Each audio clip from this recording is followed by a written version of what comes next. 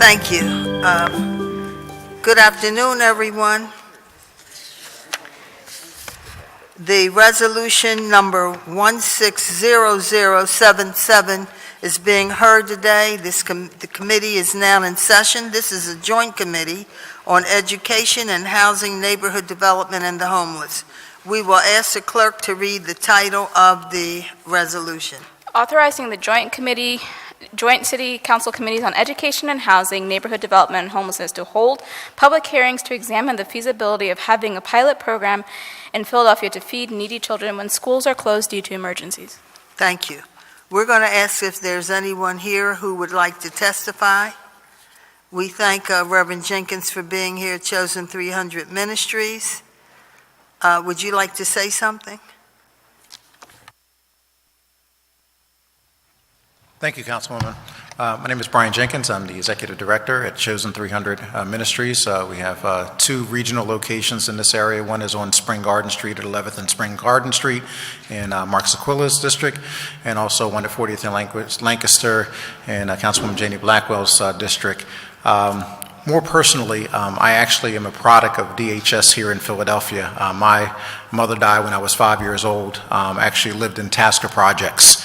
And my father abandoned me before I was born and actually was in Stenton Child Center, which was at Stenton and Belfield, and grew up in foster care. And I was a product of DHS all the way through age 18 and know what it was to be on the school lunch program and to depend on the free lunch program.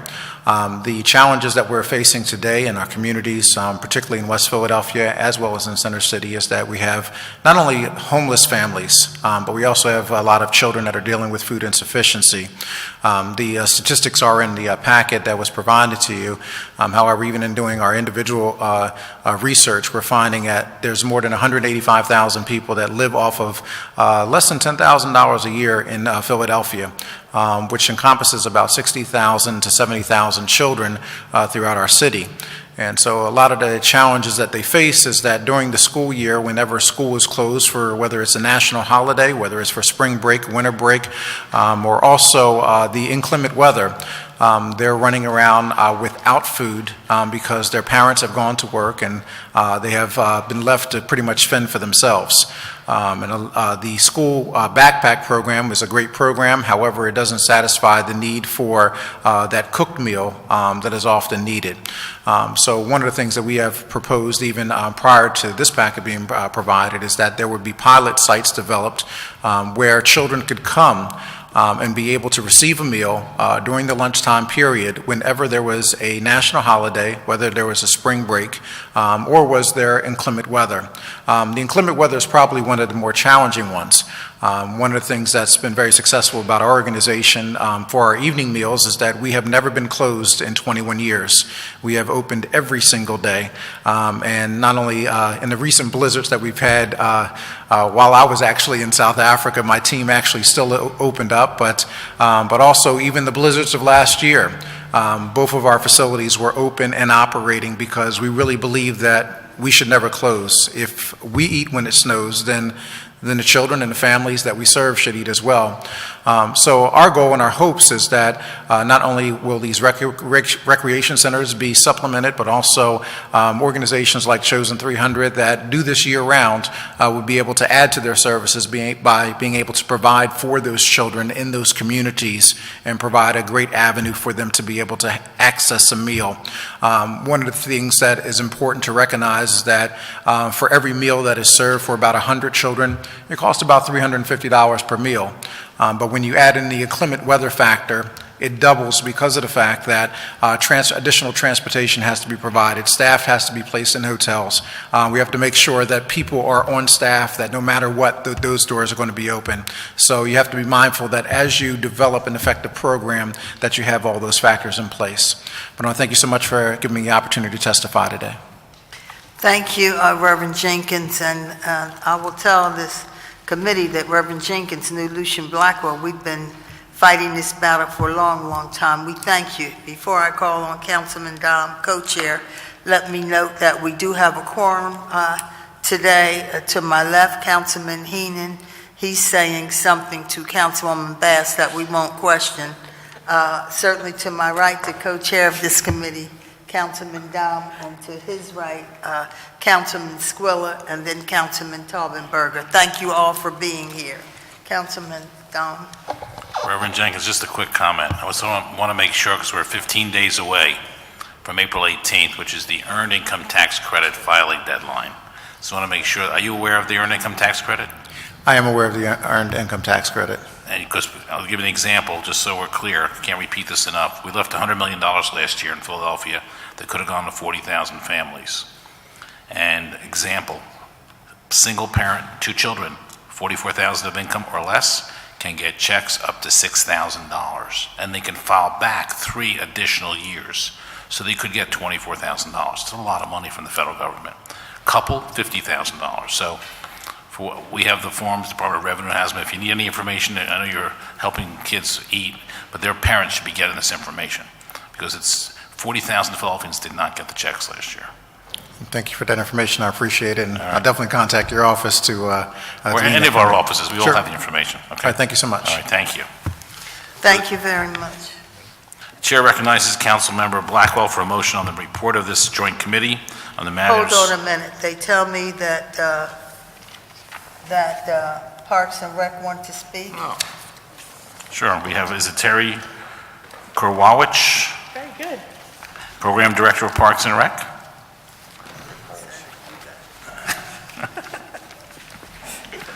Thank you very much. Is there anyone else here to speak after them? Thank you.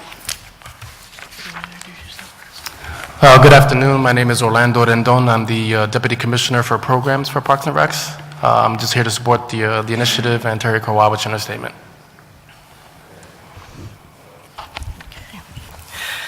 Good afternoon. Excuse me. Good afternoon, Chairwoman Blackwell, Chairman Domb, and committee members.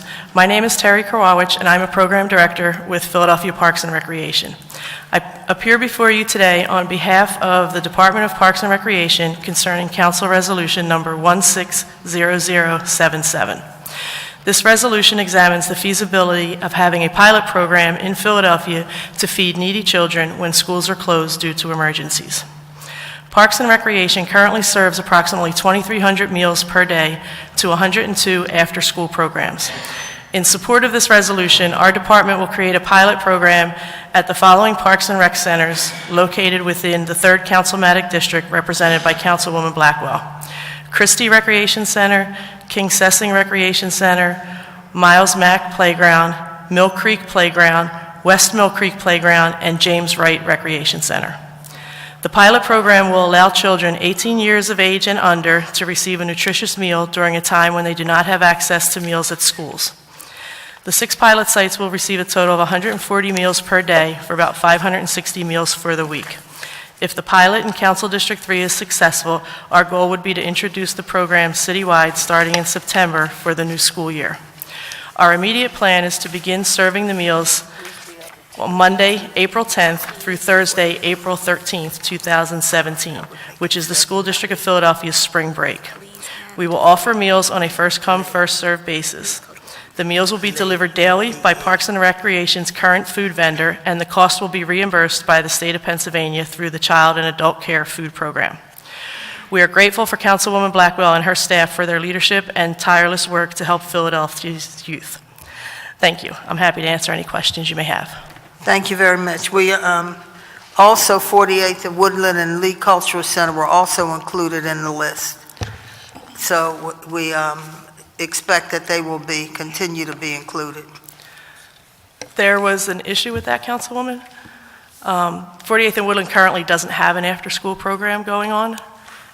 And with Lee Cultural Center, their supervisor just got promoted, so we don't have a permanent full-time staff person there at this time, so we were worried about the food being able to be delivered in a timely fashion there and someone there to receive it. Well, you know, we think when there's no person working there, all you have to do is transfer somebody in. I'm willing to compromise until September when the whole city goes so that those 2 are included.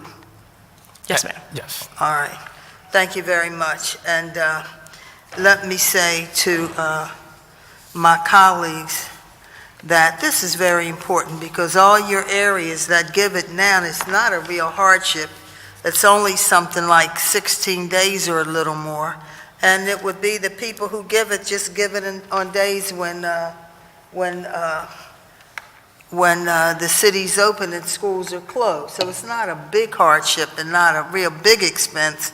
And so we are looking forward to having this program start citywide. We don't see any real problem since it's the same program we now have, just extended for a few days.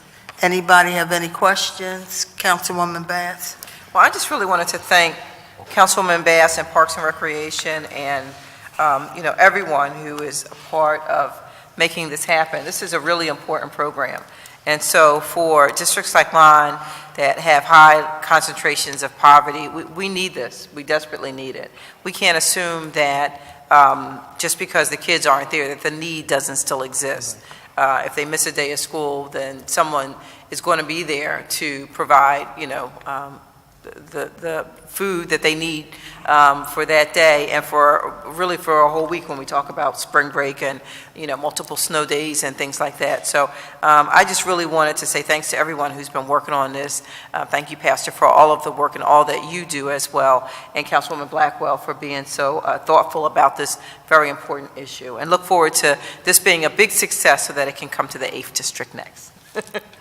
Thank you. And we want to thank both of you who are here and others who worked on this committee to make this day possible. I know that, and we appreciate it. It makes a difference if we all care and decide and try to be creative, try to be thoughtful. As the Councilwoman said, maybe we can make a difference. So we thank everyone who worked on this.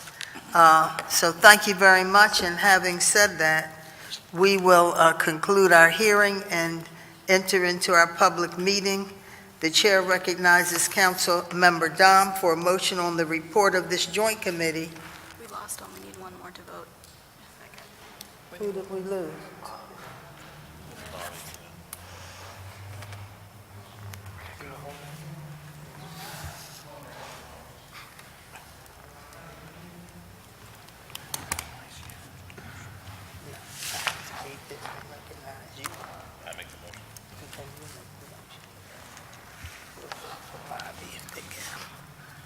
One moment, please.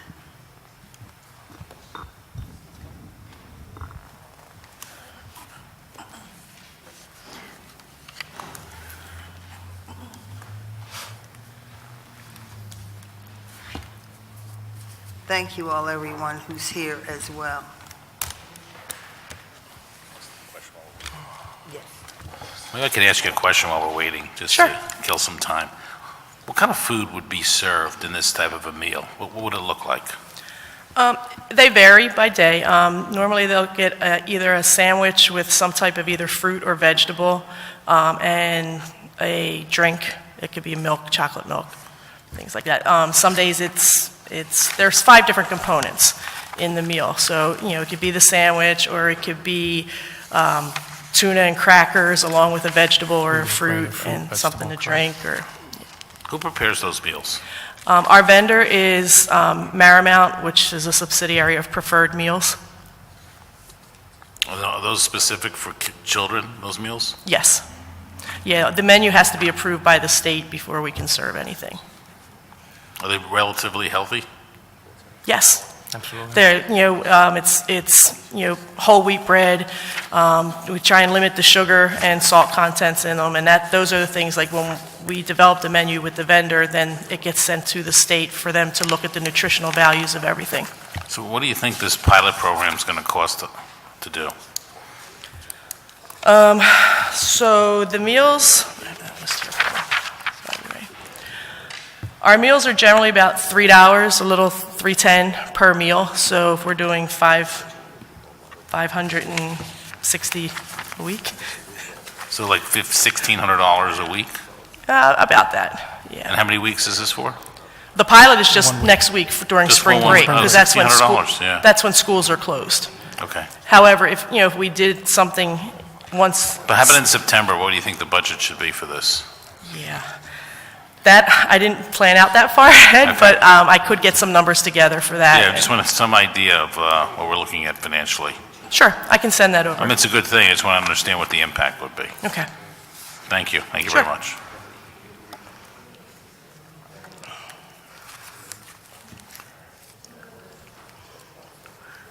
The working group, Councilman, comprise members of City Council, Parks and Rec, as is obvious, the Free Library, the Mayor's Office of Policy, the Mayor's Office of Education, the Office of Homeland Services, the School District of Philadelphia, the Archdiocese of Philadelphia, the Coalition Against Hunger, Phil Abundance, Share Food Program, the Food and Resource Action Center, and Chosen 300,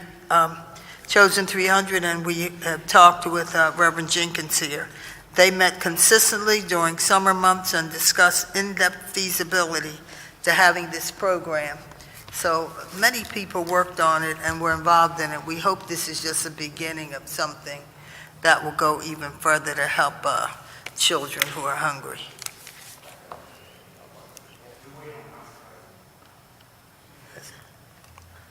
Thank you.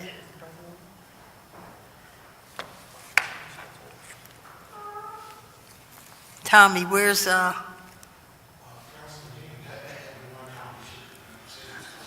just messing with you. I know you can't control the councilman.